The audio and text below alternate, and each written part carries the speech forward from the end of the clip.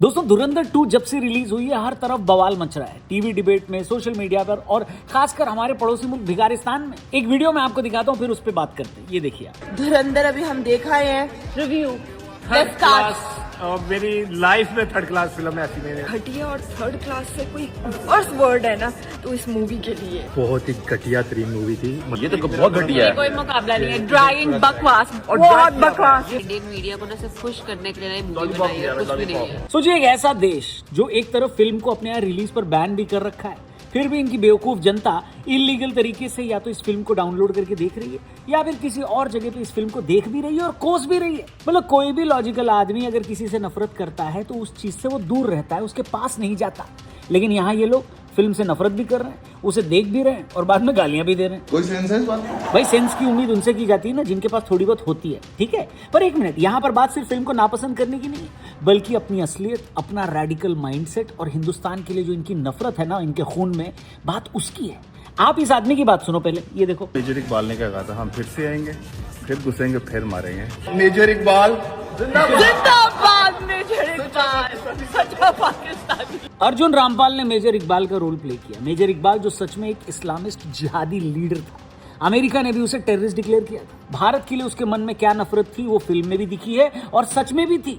ऐसे जिहादी के लिए एक सो कॉल्ड पढ़ा लिखा पाकिस्तानी मुसलमान नारे लगा रहा है, उसकी तारीफें कर रहा है। मेजर इकबाल जिंदाबाद। दोस्तों ये सिर्फ पाकिस्तान की असलियत नहीं है, बल्कि हमारे यहाँ के कुछ लिब्रांडू टाइप के लोगों के गाल पर एक करारा तमाचा है, जो ये कहते थे कि पाकिस्तान की आम जनता ऐसी नहीं है, वो भारत से नफरत नहीं करती, सिर्फ वहाँ की फौज और पॉलिटिशियंस ही खराब हैं। वहाँ की जनता तो हिंदुस्तानियों से नफरत नहीं करती, प्यार मोहब्बत करती है। देख लो, ये एवरेज पाकिस्तानी जनता नहीं, ये एलीट पाकिस्तान है जो अपने मन में भारत के लिए इतनी नफरत रखता है कि मेजर इकबाल जैसे जिहादी और आतंकवादी को सपोर्ट भी कर रहा है? मेजर इकबाल जिंदाबाद। दोस्तों यही कोर माइंडसेट है पाकिस्तान का, यही कोर थिंकिंग है उनकी, जो वहां ऑलमोस्ट सबका हाल है, चाहे फौज हो, पॉलिटिक्स हो, एलीट ग्रुप्स हो और आम पाकिस्तानी भी क्यों ना हो। वरना अगर वो सच में लिबरल और प्रोग्रेसिव होते तो गलत को गलत और सही को सही कहते, जैसे भारत कहता है और करता है। ऑपरेशन सिंदूर में जब भारत ने हमला किया पाकिस्तान में तो सिर्फ और सिर्फ उनके आतंकी ठिकानों पर हमला हुआ, न किसी सिविलियन साइट पर हमला हुआ, न ही कोई आम नागरिक को नुकसान पहुंचाया गया।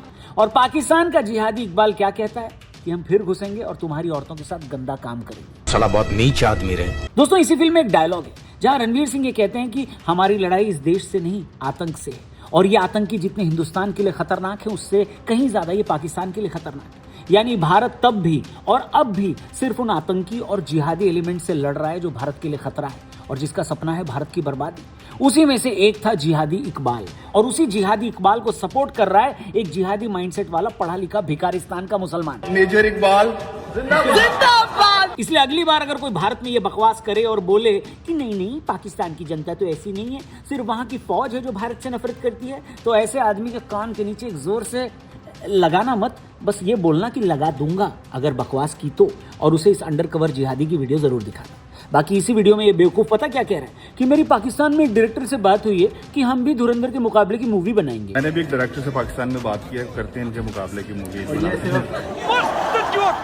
मतलब रोटी बनाने के लिए इनके देश में आटा नहीं है। इनका शाबाज शरीफ और इनका न से नुन्नीर हर दूसरे हफ्ते कटोरा लेके IMF पहुंचा रहता है, अमेरिका से भीख मांगता रहता है, और इनको मूवी बनानी धुरंधर के जवाब में है।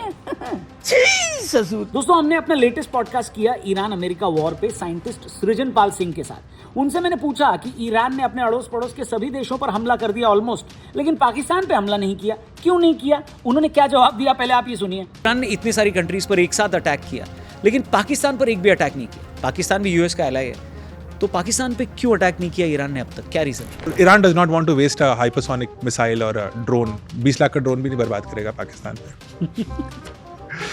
उसके छर्रे बेच के पाकिस्तान अपना पैसा कमा ले। हाँ वही कुछ। लोहा बेच के आप हमारे पे साहब 2-4 बम मारिए, उसका लोहा बेच के हम आटा लेंगे।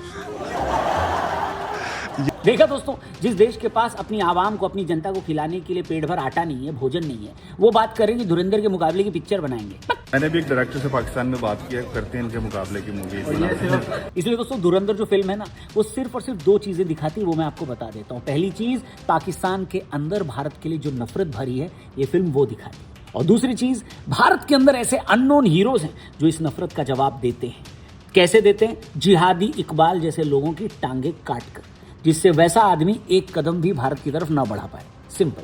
पाकिस्तान का मुस्तकबिल अब हिंदुस्तान तय करेगा। लेकिन फिर भी ऐसे कई चू ट्यूबर्स हैं, यूट्यूबर्स नहीं दो तरह के होते हैं, एक तो यू, दूसरे चू ट्यूबर्स हैं जो पाकिस्तान को न कहकर फिल्म मेकर्स को गाली देंगे और बोलेंगे कि ये प्रोपेगेंडा मूवी बनाई है आदित्य धर ने, इसमें नफरत दिखाई गई है वगैरह वगैरह हैं। ऐसे चू ट्यूबर्स विदेश में बैठकर इंडियन फिल्म मेकर्स को इसलिए गाली देते हैं क्योंकि इनकी एक बड़ी ऑडियंस बेस पाकिस्तान में, और ऐसी जिहादी सोच वालों को खुश करने के लिए ये भारत के फिल्म मेकर्स को तो गाली दे देते हैं, लेकिन जिहादी इकबाल के लिए एक शब्द भी नहीं बोलते। बताइए, हिपोक्रेसी की भी सीमा होती है। पर दोस्तों पाकिस्तान के साथ पता है बेस्ट पार्ट क्या है?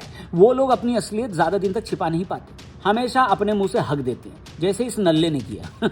मेजर इकबाल बाकी दोस्तों आपकी क्या ओपिनियन है? ऐसा आदमी अगर आपको सड़क पे मिल जाए तो आप उससे क्या बोलोगे? कमेंट करके जरूर बताना। प्लस जो लोग अब भी पाकिस्तान की जनता में नफरत नहीं है हिंदुस्तान के लिए ये कहते हैं, ऐसे लोगों के लिए भी कमेंट बॉक्स में कुछ जरूर लिखना। और दो शब्द उन चू ट्यूबर्स के लिए भी जो इंडियन फिल्म मेकर्स को तो गाली देंगे, लेकिन जिहादी इकबाल के लिए फेविकॉल की लस्सी पीकर चुप हो जाएंगे, एक शब्द भी मुंह से नहीं भौंकेंगे, उनके लिए भी कुछ जरूर लिखना। बाकी वीडियो अगर आपको सही लगी हो, अच्छी लगी हो, तो इसे अपने दोस्तों से भी जरूर शेयर करना। और जाने से पहले डिस्क्रिप्शन में जो लिंक दिया है उस पर क्लिक करके हमारे TRP चैनल यानी द रौनक पॉडकास्ट चैनल पर भी जरूर जाना। इंडिया पाकिस्तान धुरंधर पे तो हम लोग बात कर रहे हैं, लेकिन ईरान इजराइल अमेरिका वॉर पे भी हमारी नजर है, और उससे जुड़ा एक amazing podcast scientist सृजनपाल Singh ji के साथ हमने किया, जहां पर बहुत ही नए इंसाइट्स और इन्फॉर्मेशन हमको मिली जो सुनकर आपके दिमाग हिल जाएगा, आपके होश उड़ जाएंगे। ये रहा उसका ट्रेलर, पूरा एपिसोड भी जरूर देखना। थैंक यू फॉर वॉचिंग, जल्दी मिलते हैं, जय हिंद। जब कोई भी ऑप्शन नहीं बचेगा तो क्या अमेरिका ईरान पर न्यूक्लियर अटैक भी कर सकता है क्या? करंट सिचुएशन को देखकर क्या ये बोल सकते हैं कि ये वॉर कौन जीत रहा है या कौन हार रहा है? See, if you ask me, सच तो यह है कि America has lost this war already। ये एक ऐसा युद्ध है जिसमें अमेरिका के प्रेसिडेंट को ये नहीं पता कि वो युद्ध लड़ क्यों रहे हैं। सर, एक तरफ ईरान ऑलरेडी वॉर में है, क्या दूसरी तरफ ईरान न्यूक्लियर बॉम्ब बनाने का अटेम्प्ट भी कर सकता है? तो अगर ईरान को शांति दे दी जाए और उसके ऊपर कोई ऐसा प्रभाव ना डाला जाए और ईरान का इंटेंशन हो कि अब हम न्यूक्लियर बनाएंगे, तो 8 हफ्ते में न्यूक्लियर बॉम्ब बन जाएगा।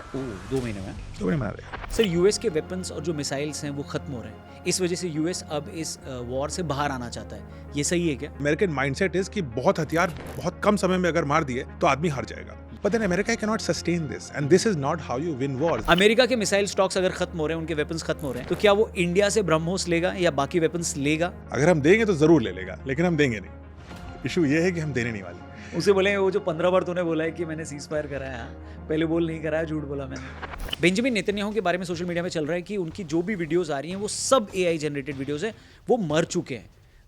सच्चाई क्या है? इंटरेस्टिंग चीजें हुई हैं। इट्स वेरी डिफिकल्ट टू से कि जिंदा हैं कि मर गए हैं, लेकिन ये तो है कि एक वीडियो तो ऐसी निकली जिसमें वो बोल रहे थे, जिसमें उनकी 6 उंगलियां दिख रही हैं। वो AI जनरेटेड वीडियो थी, और अगर नहीं थी तो उसको डिलीट क्यों किया? Israel is not winning this war, and it's not good for Israel in the long run. क्योंकि अगर अमेरिका इस युद्ध से हट जाता है, जो उसको हटना पड़ेगा, तो Israel will be very isolated in that entire region, and Iran तो बेलिजरेंट है। अब उसका सुप्रीम लीडर वो है जिसकी बीवी आपने मार दी, जिसकी बहन मार दी, जिसका बहन का हस्बैंड मार दिया, उसका बच्चा 14 महीने की बच्ची मार दी, उसके पिता को मार दिया, उसकी माँ को मार दिया, सबको मार दिया। तो now he is in that state कि अब बाप का, दादा का, सबका बदला लेगा। एग्जैक्टली, वो तो मतलब घायल फैजल हो गया वो, फैजल।